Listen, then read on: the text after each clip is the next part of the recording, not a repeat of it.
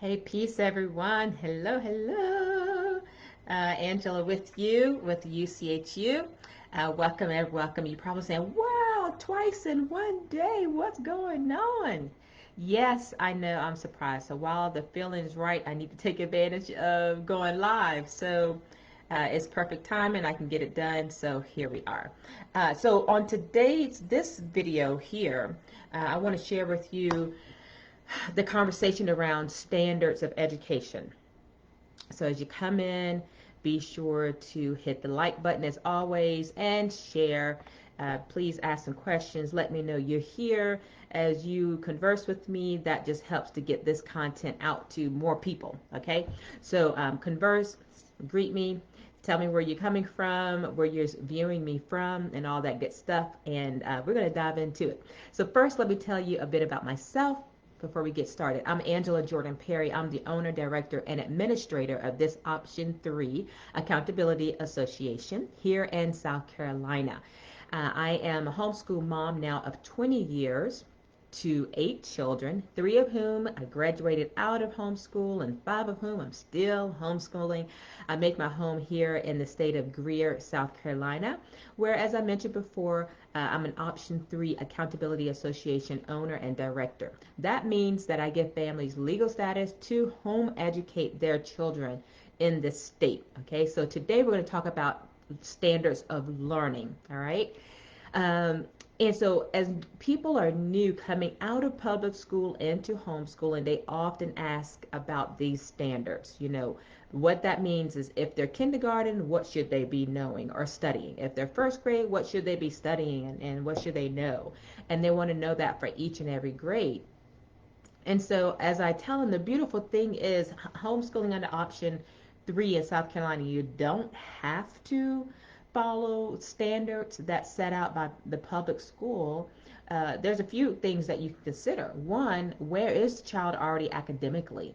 They may be coming from public school into homeschooling, and they're maybe a little bit behind. I want to say behind, that's not a good word, but some of the things you would think they should know according to public school standards, they don't know and they are behind those standards.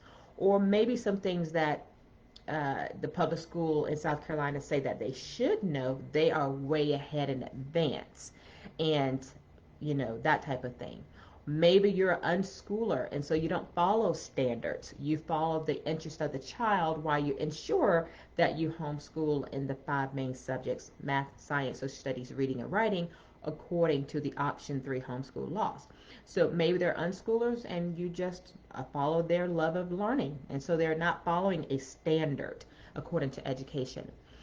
But if you're new, I do completely understand wanting to make sure that you are in line with, where the child should be. When I first got started and I lived in Virginia, I downloaded all of the standards that they had laid out according to public school learning in Virginia. And for the first 2 years, I followed that. And I quickly realized that my children were learning way ahead of what the standards were for Virginia.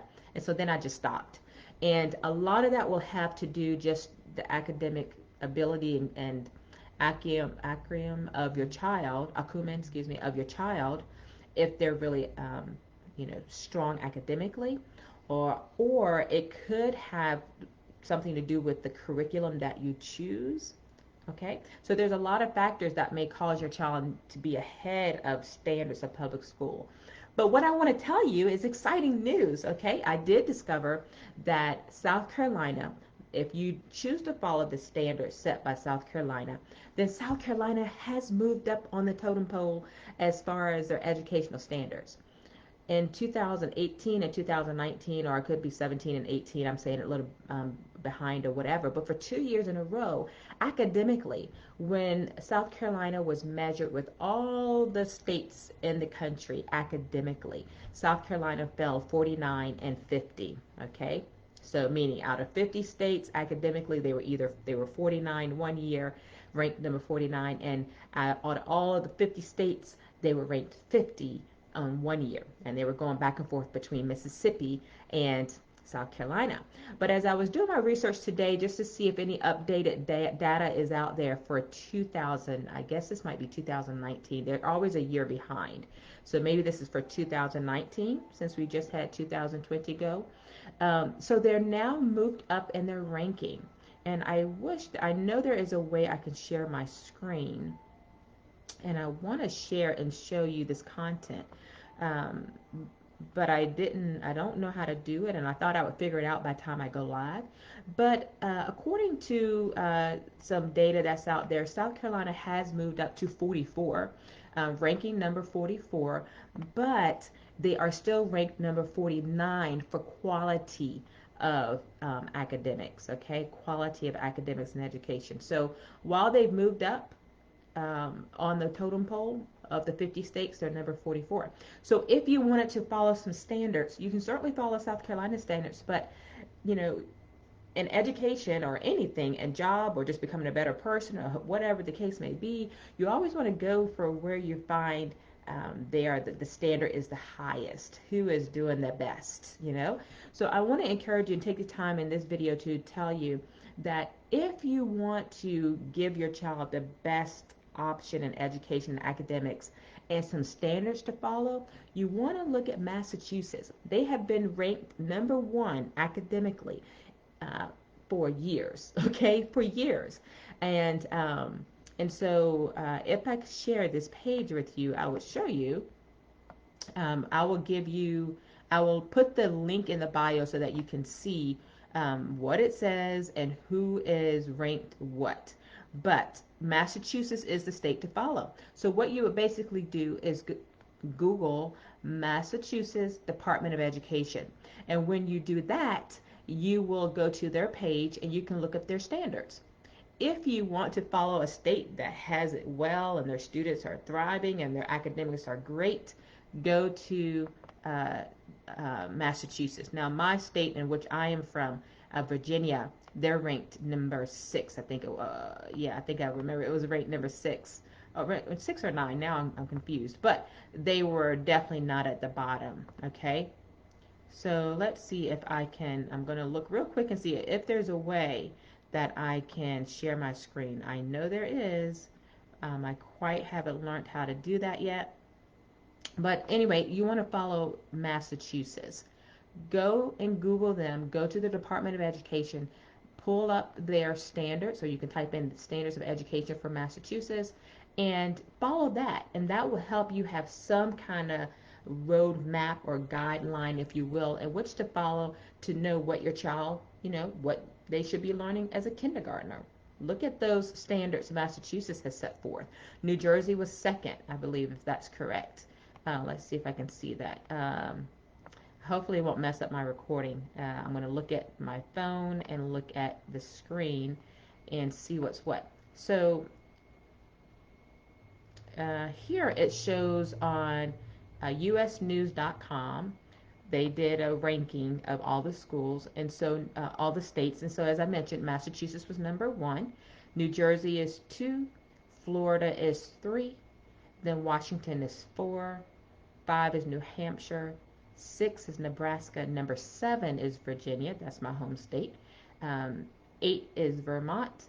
9 is Iowa. And 10 is Utah. And as I will put this link in the bio, and you can go and look at it yourself.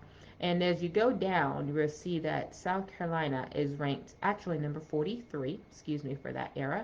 They're ranked number 43. They're ranked number 46 in the level of higher education, how they rank across all, the United States. They're ranked number 46. And then they're ranked number 41 for pre-K, K through 12 schoolings, okay? So they've come up, actually, quite a bit. Another location in which I looked at, it showed that while they were ranked, this one says they're number 44, but they're ranked number 49 as far as it concerns for quality of education. Okay, for quality of education, they're ranked number 49. Not the best. So again, Massachusetts, Maryland, New Jersey. These are the states that you want to take a look at, okay? Again, I will have that link in there. So the beautiful thing, as I mentioned, you do not have to follow the standards set out by South Carolina, and you may not want to. And you may want to do better. If your children are in public school in South Carolina, that's some unfortunate news to give you. I'm sure they do what they can do with what they have, and teachers do their best that they can do with what is given to them and time permitted and that type of thing. But more and more families are starting to homeschool in South Carolina because of the education. Let's see. If you have questions, let me know. Hi, Lisa. Welcome in, Lisa West. Um, if you have questions, give me, shoot it in the comment section and I will answer them for you. Uh, but again, choose your curriculum wisely. That will make a big, big difference in how they are learning, what they're learning, and how quickly they're learning. It's not about quickness or anything. It's about thoroughness and them just getting a good education. So there you have it. If you have more questions, let me know. This again is Angela Jordan Perry. That's who I am. I'm the owner, director, and administrator of United Community of Homeschoolers Unlimited. You can find more information at www.uchunlimited.com. Be sure to share this video with others. And if you have more questions about maybe curriculum to consider, more about standards, and if I have to follow these standards, or you don't have to. But if you have any questions, just let me know. Okay? Peace.